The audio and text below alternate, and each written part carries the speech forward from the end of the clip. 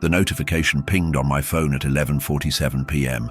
3 years driving for rideshare apps had taught me that midnight pickups were either drunk college kids or something far more complicated. This Tuesday night felt different from the moment I accepted the ride request.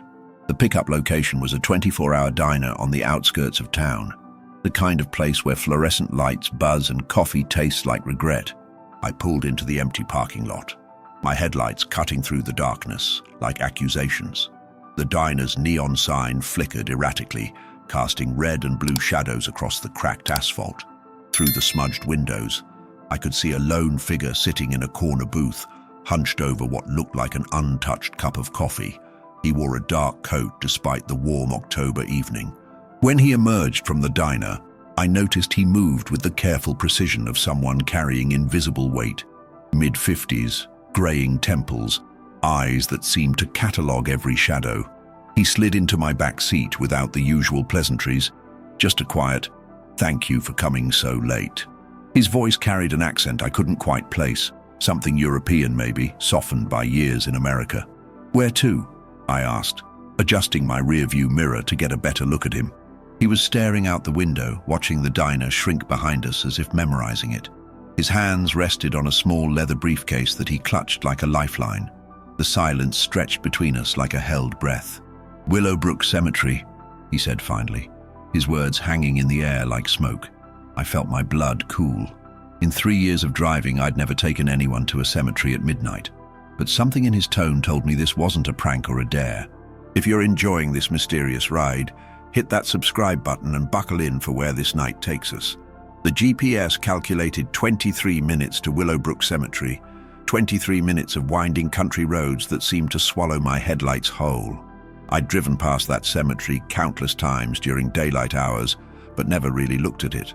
Now, knowing it was our destination, I found myself wondering about its layout, its history, its midnight visitors.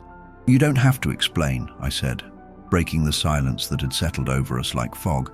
"But I have to ask, is everything all right?" In my rearview mirror, I watched him consider the question.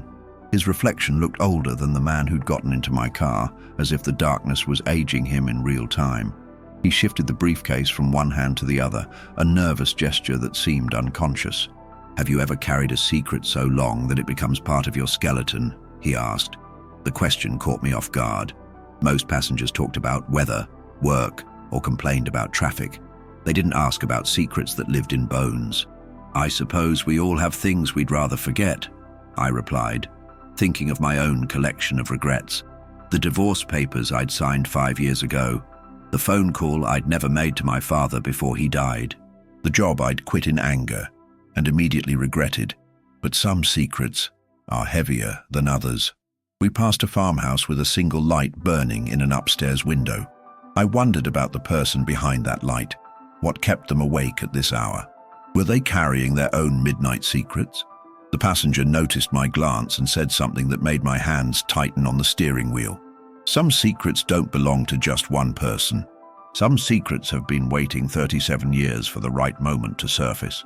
37 years. The number echoed in my mind as we drove deeper into the countryside.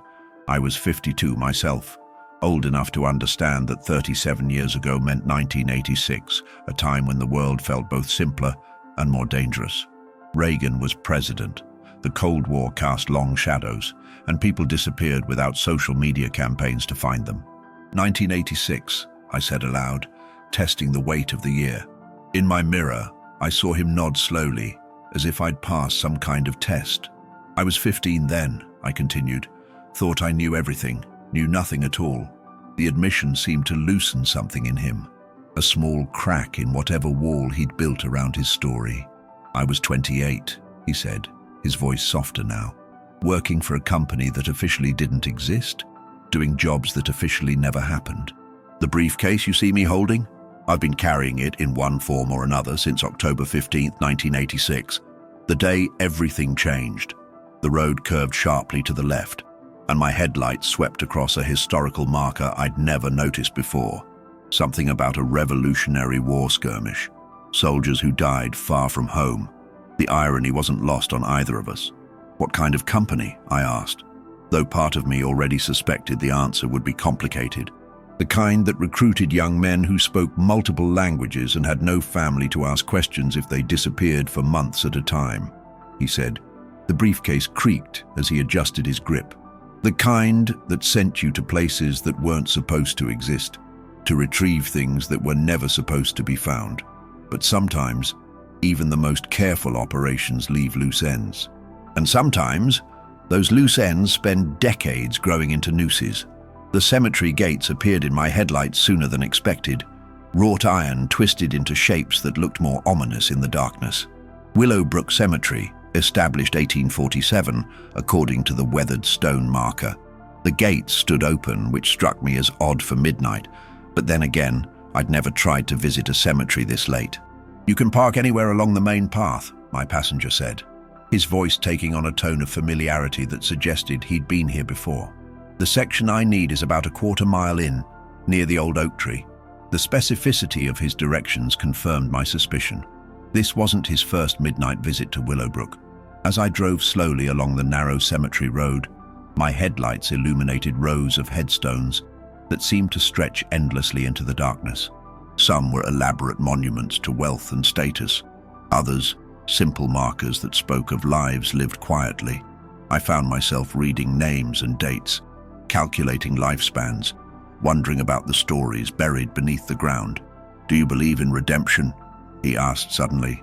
The question hung between us like incense, heavy and complex.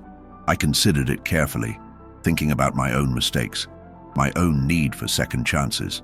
"I believe in the possibility of it," I said finally, "but I think it requires more than just wanting it. It requires action," he agreed. "It requires facing the people you've wronged, even when they can't forgive you because they're no longer alive to hear your apology."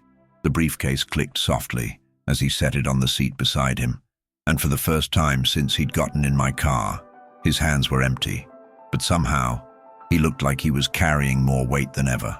The old oak tree stood like a sentinel in the darkness, its massive trunk scarred by decades of weather and time. My headlights caught the edges of its canopy, branches that seemed to reach toward the stars with desperate fingers.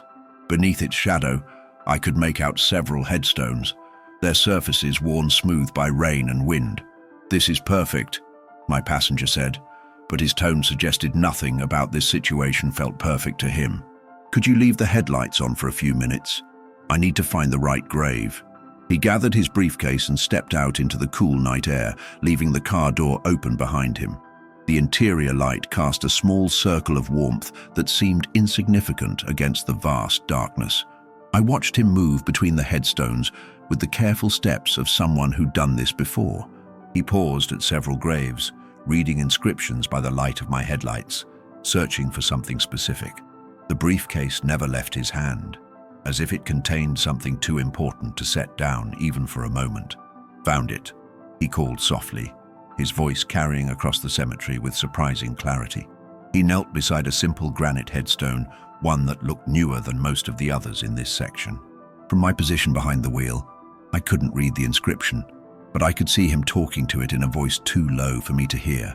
The scene felt both intimate and haunting, a private conversation between the living and the dead. I found myself wondering about the person buried beneath that stone, what connection they had to my passenger and his 37-year secret. The briefcase sat beside him in the grass like an offering, and I realized I was witnessing something that had been decades in the making. From my vantage point in the car, I could see him speaking to the headstone with the intensity of someone who'd rehearsed this conversation 1,000 times. His free hand gestured occasionally as if the person buried there could see him, could respond to his words. The briefcase remained closed, but he kept touching it, as if reassuring himself it was still there. The night air carried fragments of his voice, not enough to understand the words, but enough to hear the emotion behind them. Regret, certainly. Grief, absolutely. But there was something else, something that sounded almost like relief, as if a pressure valve was finally being released after decades of building tension. I'd driven enough late-night passengers to recognize the signs of someone carrying unbearable weight. The divorced father heading to his ex-wife's house to see his kids one last time before moving across the country. The woman visiting her childhood home before it was demolished. The businessman making peace with mistakes that had cost people their jobs, but this felt different, heavier. A cloud passed over the moon, deepening the shadows around the oak tree. In that moment of increased darkness, my passenger looked up toward the sky, and I saw his profile clearly for the first time. There were tears on his face, but his expression wasn't one of sadness alone. It was the complex mixture of emotions that comes with finally doing something you should have done years ago. He opened the briefcase then, the small click of the latches carrying clearly in the still air. Even from the car, I could see that whatever was inside had been carefully organized, preserved, protected. Documents maybe, photographs, evidence of something that had been hidden for 37 years, something that someone had died never knowing the truth about. He removed what looked like a manila folder from the briefcase, thick with documents that seemed to glow in my headlights. His hands shook slightly as he opened it, revealing what appeared to be photographs, letters, and official-looking papers. Even from my distance, I could see that everything had been meticulously preserved, as if he'd known this moment would come eventually. "I brought everything," he said to the headstone, his voice now loud enough for me to hear clearly. "Every document, every photograph, every piece of evidence that proves what really happened to your son." The words hit me like a physical blow. This wasn't just about guilt or regret. This was about a parent who had died without knowing the truth about their child's fate. He spread the documents on the grass beside the grave, creating a paper shrine of truth in the darkness. I could see him pointing to specific items, explaining their significance to someone who would never respond. "The operation was classified for 37 years, he continued. "I couldn't tell you then, couldn't even attend the funeral. But the files were declassified last month. The weight of what I was witnessing began to settle over me. This man had spent nearly 4 decades carrying the truth about someone's death, unable to share it with the people who needed to know. He'd watched parents grieve without answers, families wonder what had happened, all because of classification levels and national security concerns that had finally expired. A gentle breeze stirred the papers, and he quickly placed small stones on the corners to hold them down. The gesture was tender, careful, as if these documents were sacred relics. In a way, I suppose they were. They were all that remained of a truth that had been buried as deeply as the person in the grave. "Your son didn't die in a car accident," he said to the headstone, his words cutting through the night air with surgical precision. "That was the cover story we were ordered to use. He died saving 12 people from a situation that officially never happened, in a country we were officially never in." The truth, when it finally emerged, was both more heroic and more tragic than any lie. I watched him pull out what appeared to be military commendations, medals that had never been presented because the mission they honored had never officially existed. He arranged them carefully on the grave, creating a display that should have happened at a funeral 37 years ago. "He earned a silver star," he continued, "and a purple heart, and the gratitude of people whose names I still can't tell you." The briefcase yielded more treasures, photographs of a young man in military fatigues, smiling with the confidence of someone who believed he was making a difference in the world. Letters he'd written but never sent, because operational security meant no communication with family. A final message he'd recorded before the mission, just in case something went wrong. "I was his handler," my passenger said, and suddenly everything clicked into place. "I recruited him, trained him, sent him into situations that would have terrified seasoned operators. He was 23 years old and braver than men twice his age. When the mission went sideways, he could have saved himself. Instead, he saved everyone else." The night seemed to hold its breath as he continued his confession to the stone. I found myself leaning forward, straining to hear every word of a story that had been classified for longer than some people had been alive. This wasn't just about one man's guilt. It was about a system that had forced heroes to die in shadows, their families to grieve without understanding why. "I held him while he died," he said, his voice breaking for the first time since he'd gotten into my car. His last words weren't about the mission or the country or any of the things we'd trained him to prioritize. He asked me to tell his mother that he loved her, that he was sorry he couldn't come home for Christmas like he'd promised. The documents rustled in the breeze, and I could see him smoothing them down with hands that had clearly done this many times before. This wasn't his first visit to this grave, I realized. He'd been coming here for years, probably decades, unable to speak the truth but unable to stay away from the person who deserved to hear it most. I've been carrying his final message for 37 years, he continued. Every Christmas, I thought about knocking on your door, telling you that your son died a hero instead of a victim of drunk driving. But the classification level was higher than my clearance to break it. Until now. The briefcase had given up all its secrets, spread across the grass like offerings to a saint. From my position in the car, I could see the full scope of what he'd brought. Commendations, photographs, mission reports, with sections blacked out, but enough visible to tell the real story. Letters of condolence from officials whose names would be recognizable even today. A paper trail of heroism that had been locked away in government files while a family grieved a lie. The most heartbreaking item was a small cassette recorder, the kind that was common in the 1980s. He held it with reverence, as if it contained something sacred. "This is his voice," he said to the headstone, "his final message to you and his father. I've listened to it 1,000 times, but I've never had permission to share it. Tonight, that changes." He pressed play on the ancient cassette recorder, and suddenly the cemetery was filled with the voice of a young man who had been dead for 37 years. The sound quality was poor, full of static and the ambient noise of what sounded like a military base, but the words were clear enough to understand. "Mom, Dad, if you're hearing this, it means something went wrong with the mission," the voice said, carrying the slight accent of our region, the familiar cadence of someone who'd grown up just miles from where we sat. "I can't tell you where I am or what I'm doing, but I want you to know that it matters. What we're doing here, it's going to save lives." My passenger closed his eyes as the recording played, his lips moving silently along with words he'd obviously memorized. I found myself crying without realizing it, tears for a young man I'd never met, and a family that had never heard his final goodbye. The voice continued, strong and clear despite the circumstances under which it was recorded.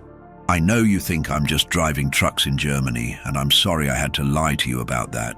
The truth is bigger and more important than I can explain. But I need you to know that if something happens to me, it won't be because I was careless or unlucky. It'll be because I chose to put other people's safety ahead of my own."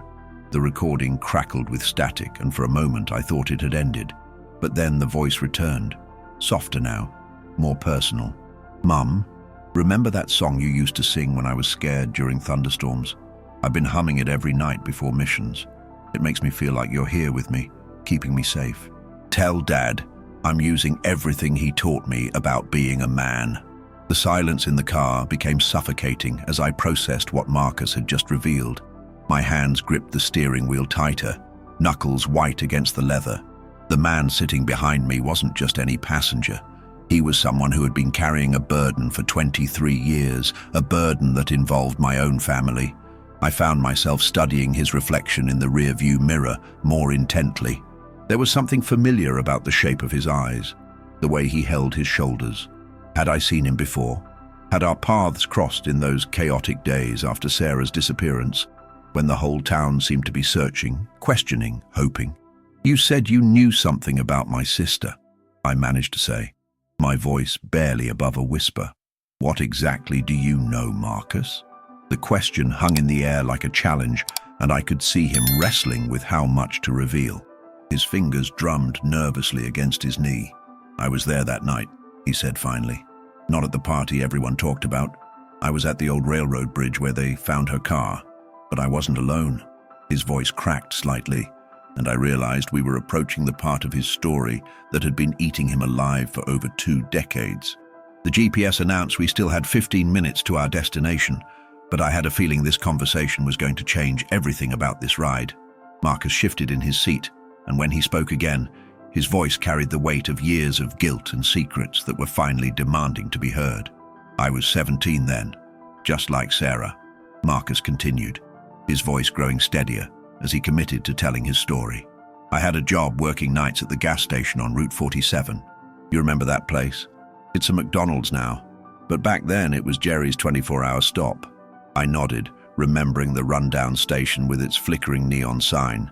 My parents used to buy gas there sometimes. The irony wasn't lost on me that Marcus might have served them, might have looked into their worried faces during those terrible weeks when we were all searching for Sarah. That night, October 15th, 1999, I was covering for my buddy who called in sick. Around 2 a.m. this car pulls up to the pumps. Beat-up Honda Civic, dark blue. The driver gets out and I can see right away something's wrong. He's agitated, keeps looking over his shoulder, hands shaking as he tries to work the pump. Marcus paused, and I could hear him taking deep breaths. The guy comes inside to pay, and that's when I noticed the blood on his shirt. Not a lot, but enough. When he hands me the cash, I see scratches on his arms, fresh ones. He keeps muttering something about, it was an accident, and she shouldn't have been there. My heart was pounding now. Every detail Marcus shared felt like another piece of a puzzle I'd been trying to solve my entire adult life. The official investigation had concluded that Sarah had driven to the bridge alone and somehow ended up in the water, but there had always been questions, always doubts that gnawed at our family. "Did you get a good look at him?" I asked, though I was afraid of the answer. "I'll never forget that face," Marcus said, his voice heavy with the weight of memory. "But here's the thing that's haunted me all these years. I knew him. We went to the same high school, though he was a year older. Tommy Brennan. You might remember him. Star quarterback until he got kicked off the team for drinking. The name hit me like a physical blow. Tommy Brennan. I did remember him. Cocky, popular, the kind of guy who thought the rules didn't apply to him. He'd graduated the year before Sarah disappeared, but I knew they'd crossed paths at parties, maybe even dated briefly. My parents had never liked him. After he left that night, I couldn't shake the feeling that something terrible had happened. But I was 17, scared, and Tommy came from one of the most powerful families in town. His father owned half the businesses on Main Street, including the bank where my mum worked. Marcus's voice grew bitter. I convinced myself I was imagining things, that the blood could have been from anything. I felt sick to my stomach. "But you knew about Sarah's disappearance. It was all over the news for weeks." The accusation in my voice was unmistakable, and I saw Marcus flinch in the mirror. "I know how this sounds," he said quickly. "Believe me, I've replayed this night in my head thousands of times. When the news broke about Sarah being missing, I wanted to come forward. I even drove to the police station twice, sat in the parking lot trying to work up the courage. But you never went in," I said, the disappointment and anger clear in my voice. 23 years of wondering, of my parents going to their graves without answers, and this man had potentially crucial information the entire time. "The third time I went to the police station, I actually made it inside," Marcus continued, his voice growing quieter. "I was sitting in the waiting area when Tommy's father walked in, Richard Brennan, in his expensive suit, talking to the detective in charge of Sarah's case like they were old friends. I heard him mention something about Tommy having an alibi, about him being out of town that weekend. I felt my blood run cold. The pieces were starting to come together in a way that made me feel nauseated. "So you left," I said, not really asking. I panicked. Here I was, a 17-year-old kid from the wrong side of town, about to accuse the son of the most influential family in the county, and what proof did I have? A bloody shirt and some scratches? Tommy could have been in a bar fight for all I knew. Marcus's voice cracked with emotion, but deep down I knew. I knew, and I said nothing. The weight of his confession settled between us like a physical presence. I found myself thinking about my parents, about how my mother had spent years checking every missing person report, hoping for some sign that Sarah was still alive somewhere. How my father had driven those back roads every weekend for months, searching for clues the police might have missed. "What happened to Tommy?" I asked, though part of me didn't want to know. The GPS showed we were getting closer to our destination, but this conversation felt far from over. "He left town about 2 weeks after Sarah's body was found. Supposedly got a job offer in California that was too good to pass up. His family sold their businesses within a year and followed him out there." Marcus met my eyes in the rearview mirror. "I tried to track him down a few times over the years, but it's like he vanished completely." The implications of what Marcus was telling me were staggering, and I realized that this midnight ride was about to change everything I thought I knew about my sister's death. As we drove deeper into the night, I found myself making a decision that went against every professional instinct I had. Instead of continuing to the address Marcus had given me, I pulled into an empty parking lot behind a closed diner. The neon sign cast eerie shadows across the cracked asphalt as I turned off the engine. "We need to talk about this properly," I said, turning to face him. "And I need to know why you're telling me this now, after all these years." Marcus looked surprised by my sudden stop, but there was also relief in his expression, as if he'd been hoping I would take control of the situation. "I've been carrying this guilt for over 2 decades, he said, unbuckling his seatbelt and leaning forward. "It's destroyed my marriage, my relationship with my kids, my peace of mind. Every time I see a missing person story on the news, I think about Sarah and what I should have done differently." I studied his face in the dim light from the diner's sign. There were lines of exhaustion and regret etched deep around his eyes, the kind that come from years of sleepless nights and self-recrimination. "But why tonight? Why are you finally ready to talk about it?" "Because 3 days ago, I saw Tommy Brennan," Marcus said, his voice barely above a whisper. "He's back in town, and I think he knows that I know what he did." The revelation hit me like a thunderbolt. Tommy Brennan was back after 23 years, and the one person who might be able to connect him to Sarah's death was sitting in my car, asking me to drive him to God knows where in the middle of the night. Suddenly, the address Marcus had given me took on a much more sinister meaning. "Where exactly did you see him?" I asked, my mind racing with possibilities. The coincidence of Marcus reaching out to me, of all the drivers in the city, was starting to feel less like fate and more like something much more calculated. "At the grocery store on Elm Street," Marcus replied, but there was something in his tone that made me think he wasn't telling me everything. He was older, heavier, but I'd know that face anywhere. He was with a woman and 2 kids. Looked like he was just doing normal family shopping. But when our eyes met across the produce section, I saw recognition and fear. I felt a chill run down my spine. "Did he approach you? Say anything?" The questions were tumbling out faster than I could process the implications of the answers. That's just it. He pretended not to know me at first, but I watched him and I saw him talking to his wife, saw the way he kept glancing over at me. Then he left his cart and walked over. Marcus paused, running his hands through his hair. He said, "Marcus, right? From high school? Like we were old friends catching up? What did you tell him?" I was gripping the steering wheel again, my knuckles white in the fluorescent glow from the diner. I played along, said it was good to see him, asked about his family. But the whole time he had this look in his eyes, not friendly reminiscing, more like he was trying to figure out how much of a threat I was. Marcus's voice dropped to almost a whisper. Then he mentioned that he'd heard I was having some financial troubles, that maybe we should get together sometime to catch up properly. The implication was clear and it made my stomach turn. After 23 years, Tommy Brennan was back, and he was already trying to figure out how to keep Marcus quiet. The question that terrified me was whether Marcus was planning to confront him, or if there was something even more dangerous happening here. "Marcus," I said carefully, "I need you to be completely honest with me. Where exactly am I supposed to be taking you tonight?" The address he'd given me was on the outskirts of town, in an area that was mostly empty lots and abandoned buildings. It wasn't the kind of place someone would normally need a ride to at this hour. He was quiet for a long moment, staring out the window at the empty parking lot. When he finally spoke, his voice carried a resolve that hadn't been there before. "Tommy's staying at his parents' old house. It's been empty for years, but I saw lights on there yesterday. I think he's been back longer than he let on.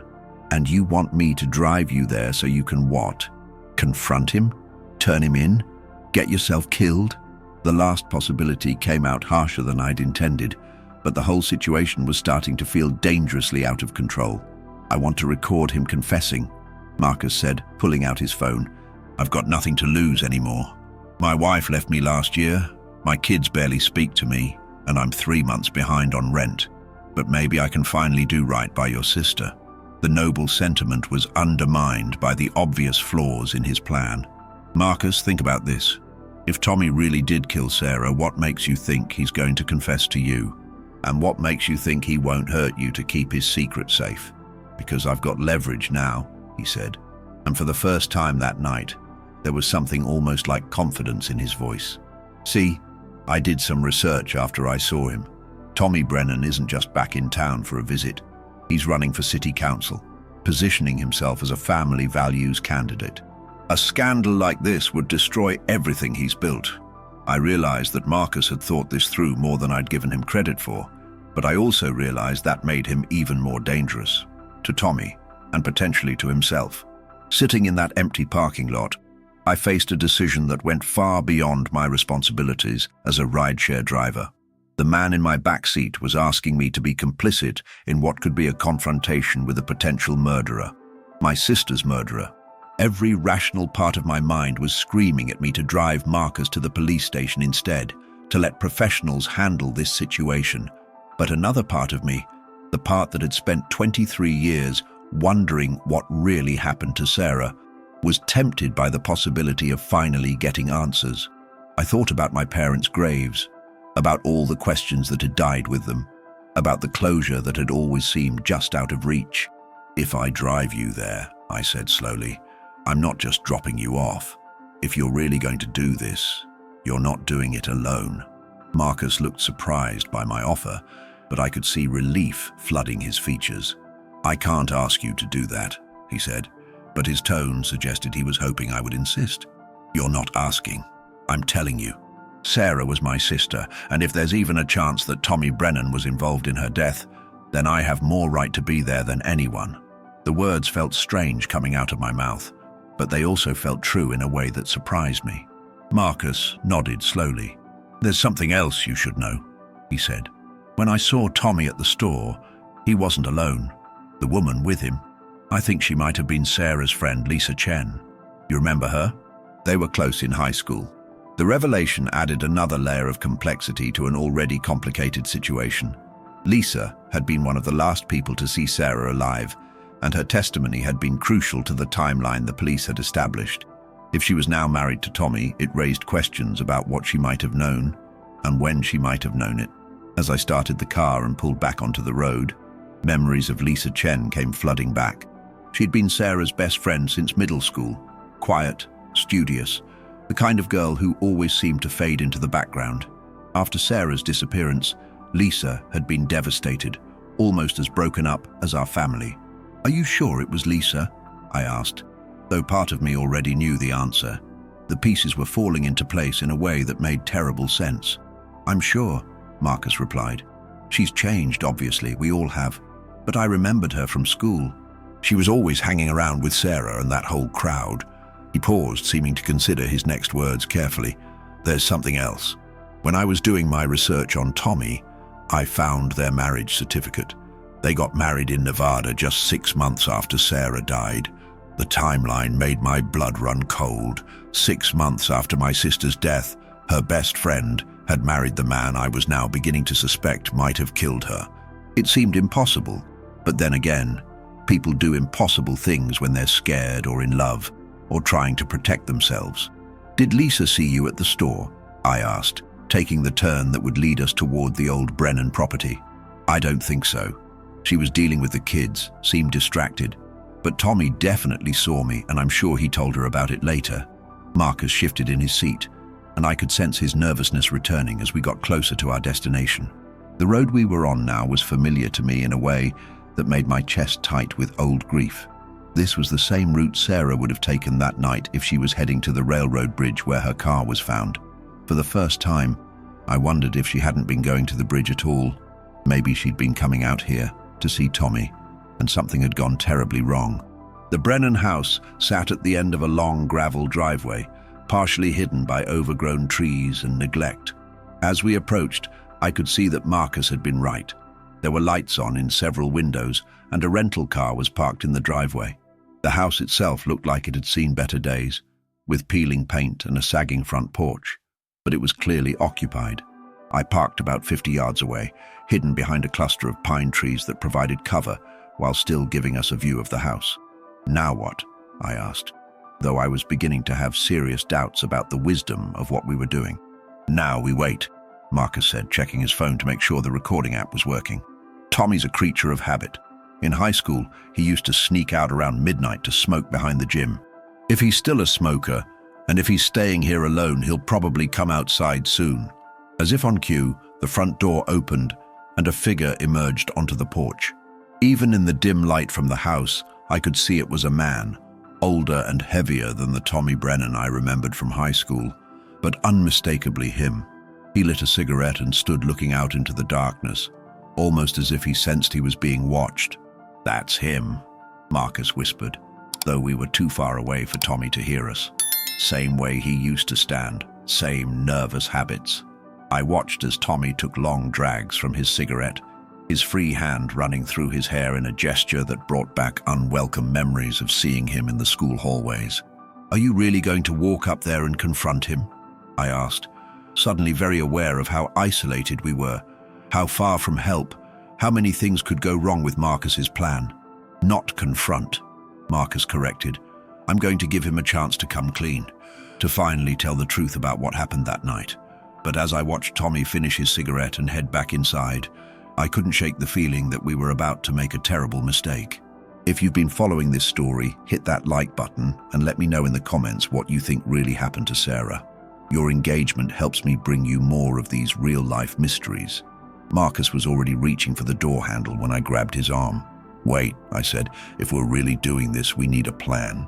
You can't just walk up there and hope for the best." The weight of what we were about to attempt was settling on me like a heavy blanket, but there was no turning back now. "What do you suggest?" Marcus asked, and I could hear the tension in his voice. He'd been building up to this moment for days, maybe weeks, and the adrenaline was clearly affecting his judgment. "First, we need to make sure he's alone. I saw one car in the driveway, but that doesn't mean Lisa and the kids aren't inside." I pulled out my own phone and opened the recording app. "Second, we both record everything. If something happens to one of us, the other has evidence." Marcus nodded, checking his phone again. "And third?" he asked. "Third, we stick together. I know you want to handle this yourself, but if Tommy really killed Sarah, he's already proven he's capable of violence when he feels cornered." The words felt surreal coming out of my mouth, but the situation had moved far beyond normal reality.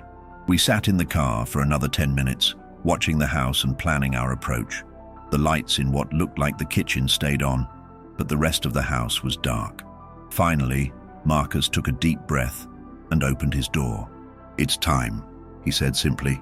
The walk up the gravel driveway felt like the longest 50 yards of my life. Every step seemed to crunch louder than the last, and I was sure Tommy would hear us coming and either flee or prepare for a fight. But the house remained quiet, with only the sound of a television drifting through the thin walls. When we reached the front porch, Marcus hesitated for just a moment before knocking on the door. The sound echoed in the night air, followed by silence, then footsteps approaching from inside. The door opened and Tommy Brennan stood there in a bathrobe and slippers, looking older and more tired than I remembered, but still recognizably the cocky teenager who had once ruled our high school.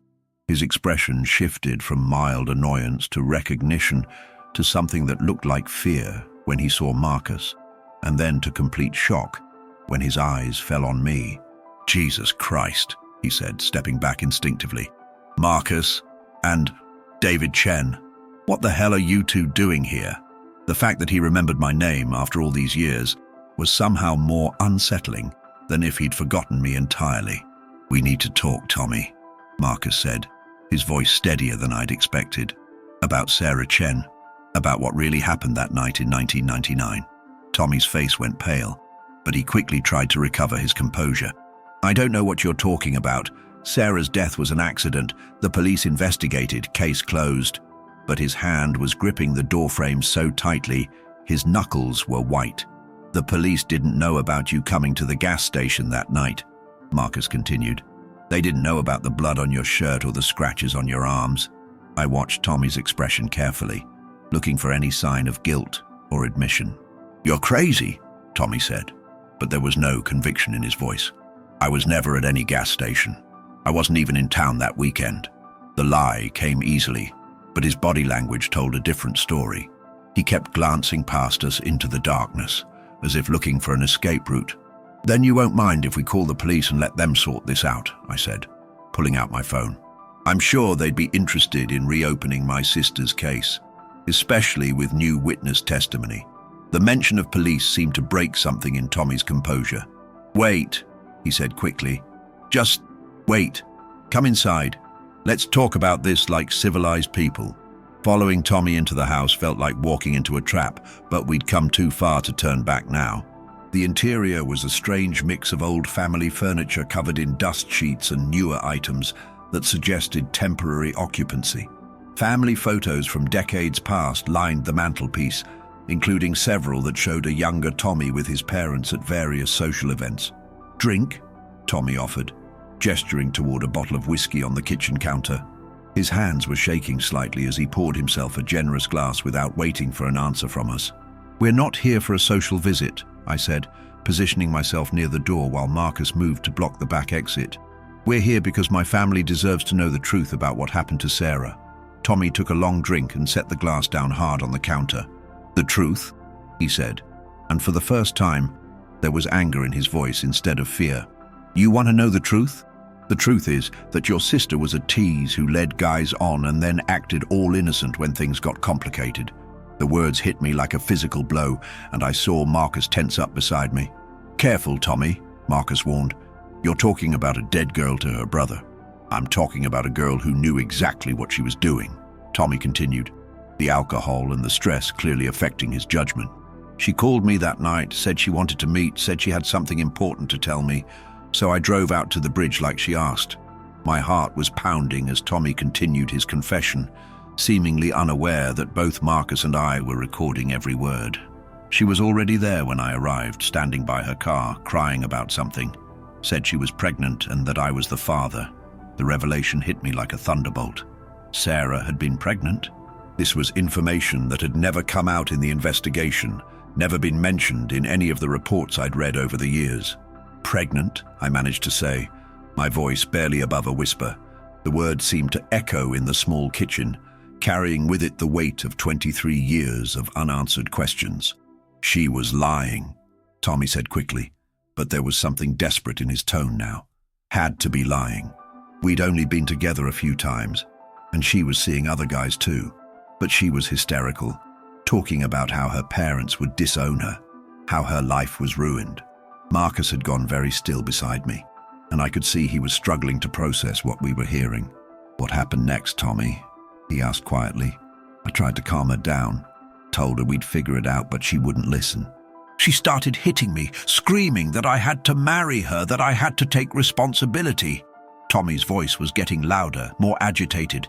"I grabbed her arms to stop her from hitting me, and she scratched me, drew blood. That's where the scratches came from." "And then?" I pressed, though part of me didn't want to hear the answer. "She ran toward the bridge. I thought she was just trying to get away from me, but when I realized what she was planning," Tommy's voice broke, and he took another drink. "I tried to stop her, but I was too late. She jumped before I could reach her."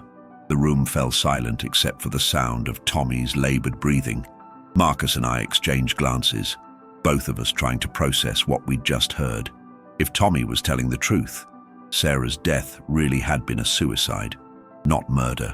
But that raised other questions about why he'd never come forward, why he'd let our family suffer for 23 years without answers. "Why didn't you call for help?" Marcus asked. "Why didn't you report what happened?" "Because I panicked," Tommy said. "I was 21, scared, and I knew how it would look. Rich kid, poor girl, pregnant and dead. Who was going to believe my version of events?"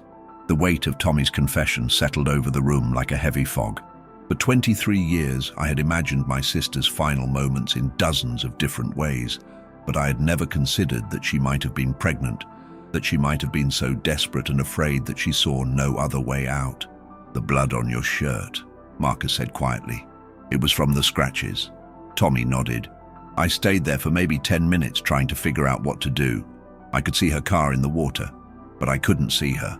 I kept thinking maybe she'd made it out. Maybe she was hiding somewhere, but..." He trailed off, unable to finish the sentence. "So you left," I said, not hiding the disgust in my voice. "You left my sister in that water and drove to the gas station to fill up your tank like nothing had happened." "I was in shock," Tommy protested. "I wasn't thinking clearly. By the time I got to the gas station, I realized how bad I looked, how suspicious I must seem. But I figured if I just acted normal, maybe no one would remember me. But Marcus remembered, I said, looking at the man who had carried this burden for so long. And you've known all these years that there was a witness to your behavior that night. Tommy's composure finally cracked completely. Do you think I haven't been living with this every day for 23 years? Do you think I don't see Sarah's face every time I close my eyes? I tried to build a life, tried to move on, but it's always there. As I listened to Tommy break down, I realized that while I finally had answers about Sarah's death, they weren't the answers I had expected. My sister hadn't been murdered, but she had been failed by everyone around her, by Tommy, who had panicked and run instead of trying to help, by Marcus, who had stayed silent out of fear, and maybe even by our family, who might not have created an environment where Sarah felt she could come to us with her problems. The truth was messier and more complicated than I had imagined, but it was still the truth. And for the first time in 23 years, I felt like I could finally begin to grieve properly for the sister I had lost and the life she never got to live. If this story moved you, please subscribe to hear more real confessions like this one. Share your thoughts in the comments about how secrets from the past can shape our present. And remember, sometimes the truth is more complex than we ever imagined.